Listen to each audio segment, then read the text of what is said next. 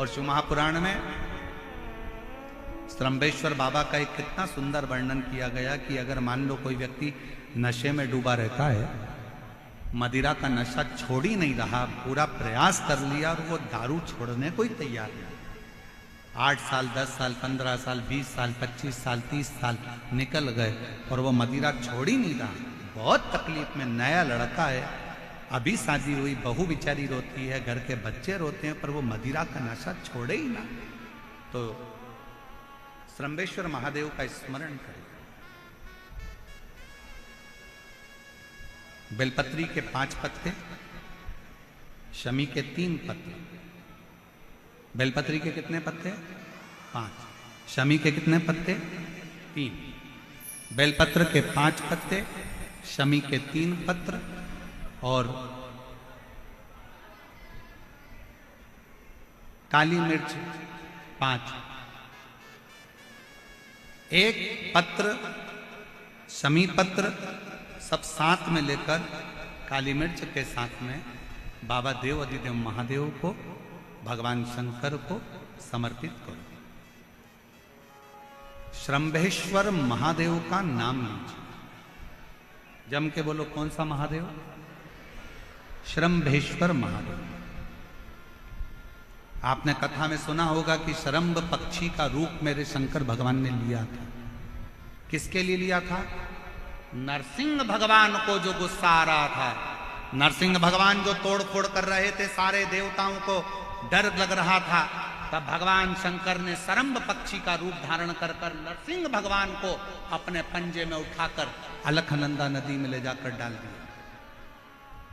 शिव जी ने एक नाम लिया, शंकर जी का एक नाम का उच्चारण हुआ। क्या नाम था? जम के बोलो, श्रम्भेश्वर महादेव। आवाज नहीं आ रही है, जरा दम के बोलो, कौन से महादेव? बोल श्रम्भेश्वर महादेव की।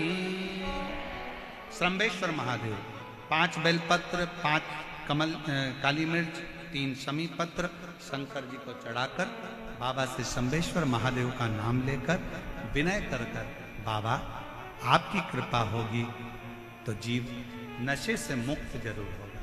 शंकर, आपकी कथा कहती है कि आप राम नाम की मस्ती में डूबते हो और नशे को त्यागते हो। बाबा, मेरे भी घर में एक व्यक्ति, उसका नाम ये है, ये गोत्र है, वो नशे में डूबा रहता है। बाबा, इसको नशे से बाहर निकालो। झोली पसार कर प्रणाम करो, अपने हाथ की हथेली को, जैसे ये जल बहने वाला जो स्थान है, यहाँ ये पानी जो यहाँ से बहकर आता है, अपने सीधे हाथ की हथेली को यहाँ लगाओ, सीधे हाथ की हथेली को यहाँ लगाकर, ये जो जलाधारी है, यहाँ अशोक सुंदरी का स्थान होता है, अपनी हथेली को यहाँ लगाओ। कार्तिकेय गणेश जी का जो स्थान जलाधारी पर होता है, वहाँ हथेली को लगाकर बाबा के शिवलिंग का स्पर्श कर कर जो चढ़ाई हुई सामग्री है उसको वापस उठा लो और लेकर आ जाओ। शमी पत्र मदिरा पीने वाले व्यक्ति के कक्ष में रख दो, और एक बेलपत्र और एक काली मिर्च जो मदिरा के नशे में लगा रहता है, सुबह के टाइम पर बेलपत्र, शाम के समय पर काली मिर्च, किसी भी तरह से उसको खाने में देना प्रारंभ करिए। 15 दिन बाबा का चढ़ा हुआ जल श्रम्भेश्वर महादेव के नाम से दीजिए। ज्यादा से ज्यादा 20 दिन 22 दिन के अंदर वो धीरे धीरे मदिरा छोड़ना प्रारंभ कर देगा, मदिरा से दूर होता चलेगा। शिव तत्व है, शंकर ओघड़, शिव ओघड़। फिर से एक बार भगवान का नाम लीजिए। कौन से महादेव? श्रम्भेश्वर महादेव। और ये नाम कोई साधारण नाम नहीं है। कितना भी घर में झगड़ा हो रहा हो, भाई भाई का झगड़ा हो, रिश्तेदारों का झगड़ा हो, कोर्ट कचहरी चल रही हो, अगर आप तकलीफ में हैं तो एक लोटा जल श्रम्भेश्वर महादेव के नाम से शिव जी पे चढ़ाओ। धीरे धीरे धीरे धीरे अंतर आए।